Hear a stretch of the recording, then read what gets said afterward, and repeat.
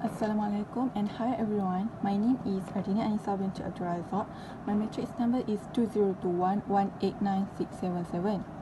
So today I would like to share with you guys about the individual case study, which is about an analysis of corporate financial performance.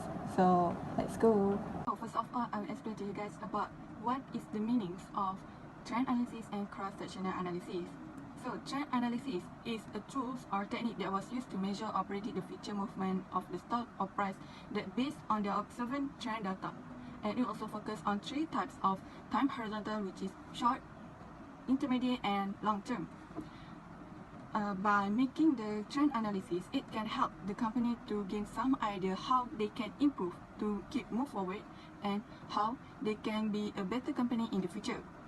So next is the meanings of cross-sectional analysis. Cross-sectional analysis is different by a trend analysis. So cross-sectional analysis is a comparison between the other company that was in the same industry to show which company have a better performance. It also focuses on recent year to compare between the company current trend.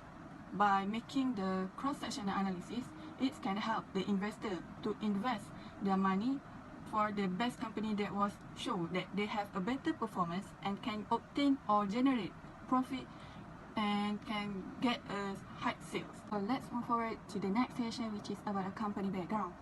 So the first company that I would like to explain to you guys is about Brahim Holdings Berhad. So what is the business that was held by the Brahim Holdings Berhad? So the business that was held by Brahim Holdings Berhad is a flight catering services for the flight companies at Malaysia and other company. And it also a long-term relationship because their business is still right now. And Brahim Holdings Berhad also not focus on one business only, they also focus on other business. The example of the other business is in flight catering services, restaurant services, warehouse and logistics services, sugar refinery and others. And Brahim Holdings Berhad also have an other country, which is Japan and United States. Brahim Holdings Berhad also get an awards for their achievement, which is LSGB serve up to 36 airlines company. It output product for 50,000 meals per day. And it also a world biggest halal flight kitchen and generate multi-winning awards for the quality and excellence in providing halal food services. Their mission is to be a key player in the food services and food related sector. It means that they want to become a main lead for providing a food services at Malaysia and also other country. So that they want to give a good services in providing a food for their partner and also the consumer to make their shareholder will be impressed by their work and abilities. So the next company is Saudi Group Berhad. Saudi Group Berhad was founded in 1985 and all of their product was manufactured by their brands, which is Saudi Gold, Farms Gold and Dali Dali. This company have two subsidiaries, which is Perusahaan Saudi Sdn Berhad and Saudi Cold Storage Sdn Berhad. Saudi Group Berhad were the amongst largest and most progressive processed frozen food manufacturing at Malaysia, with a total workforce for 500 personnel, and they will provide food processed food such as nuggets, sausage, burger patties, meatballs, and other frozen food that we know at the market. The mission of Saudi Group Berhad is to become the market leader in terms of volume, share, quality, innovations, and profitability. Let's move on to the more important section, which is cross-sectional analysis. So, for the cross-sectional analysis, we will compare between two companies for their recent year, which is year of 2020. So, the first ratio that we want to focus on is liquidity ratio of the current ratio. So, from the graph, we can see that Saudi Group Berhad is the higher than Brahim Holdings Berhad with amount of 1.02 and Brahim Holdings Berhad is 0.15. It shows that the gap is so huge and that's why Saudi Group Berhad is better than Brahim Holdings Berhad. So, from the graph, we can see that Saudi Group Berhad is more better than Brahim Holdings Berhad. It was because the current ratio is higher and also more than 1. And if you can see on the Brahim Holdings Berhad, it also not more than 1. It shows that their company have a high risk. And for the Saudi Group Berhad, it shows that their company is efficient in manage their operation. Meanwhile, for Brahim Holdings Berhad is lower than 1 and it can cause a problem and give a high risk for them to company for pay their obligation. And for the next type of ratio is quick ratio. So from the quick ratio, we also can see that from the graph show that Saudi Group Berhad is the higher than the Brahim Holdings Berhad. For the Saudi Group Berhad, it shows that the company is 0.75, and for the Brahim Holdings Berhad is just 0.14. The gap is also huge, but Brahim Holdings Berhad and Saudi Group Berhad is not more than 1. It also can become a risk because it was not more than 1, but as we can see, Saudi Group Berhad is the higher. So we can say that Saudi Group Berhad have not more struggle, and for the Brahim Holdings Berhad, they may have a struggle for the lower amount. The highest company, which is Saudi Group Berhad, it shows that the company is more able to pay their current liabilities. Even it's not more than 1, but it's still the highest. So they may be able to pay for their current liabilities. So for the second ratio is the activity ratio. Activity ratio of the total asset turnover show that the Saudi Group Berhad also lead in this ratio by 65.72 and Brahim Holdings Berhad is just 1.27. It was so huge, the gap is so huge, and it shows that Saudi Group Berhad is more better in generate their sales. It was very important to have more than 1 because if it have more than 1, it shows that the company generate and obtain their sales easily. Meanwhile, for the company of the Brahim Holdings Berhad, it shows that the amount is 1.27. It also more than 1, but it was a risk too because it not have a lot amount of number like Saudi Group Berhad. So for the next ratio is inventories turnover.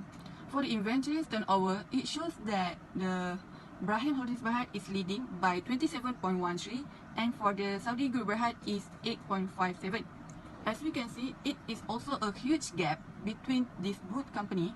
But we can see that Saudi Group Berhad is also have a risk because the number is low, and for the Brahim Holdings Berhad, it shows that their company is focused on their inventory management. The ratio is debt ratio. For the debt ratio, we not choose the highest, but we choose the lowest. So for the debt ratio, it shows that the Brahim Holdings Berhad is the better than Saudi Group Berhad. It was because their debt ratio for the Brahim Holdings Berhad is 2.96 and for the Saudi Group Berhad is 8.57. Gap is also huge. So for the Saudi Group Berhad, they may have a lot of debt that they need to pay off, and for the Brahim Holdings Berhad, they not have a lot of debt, but it was also more than 1. And for the next ratio is long-term debt ratio. It shows that the company that have a better long-term debt ratio is Brahim Holdings Berhad with 0.05 and for the Saudi Group Berhad is 0.09. It shows that the both company is not more than 1, but we choose the better one, which is Brahim Holdings Berhad for the 0.05. It shows that the Brahim Holdings Berhad is much better because the long-term debt ratio amount is very low. So for the last ratio, which is profitability ratio, we will discuss about the gross profit margin and the return on equity. So for the gross profit margin, it shows that the both company is reached the negative number. From the cross-section analysis, we can see that the both company reached the negative number, which show that the company use a lot of cost in producing their product. It also can be affected by the company lose their control in the managing their costs. That's why it was very important for the both company to take a focus because this can affect their company in the future. And for the last ratio is return on equity. For the return on equity, we can see that Saudi Group Berhad is leading by 2.2, and for the Brahim Holding Berhad is only 1. So, as we can see, Saudi Group Berhad is much more better. It shows that the company is organized their management and deploy their shareholder capital. It shows that Saudi Group Berhad also was able to obtain their profit without use a lot of capital. Meanwhile, for Brahim Holding Berhad, it also more than 1, but it a little risk because it shows that the company may have loss of control, and if the company not take a focus for this point, it can make their return on equity become more lower than 1. So as a conclusion from the things that we discussed before, we can say the better company from the cross-sectional analysis is Saudi Group Berhad. It was because the majority of the ratio shows that the Saudi Group Berhad is more better than Brahim Holdings Berhad. So for this book company, need to understand the market first because it shows that the company have huge differences and a huge gap because even though they was in the same industry. By understanding the market price, it will help the company to improve their performance, and they will know what they need to do to improve their performances in the future.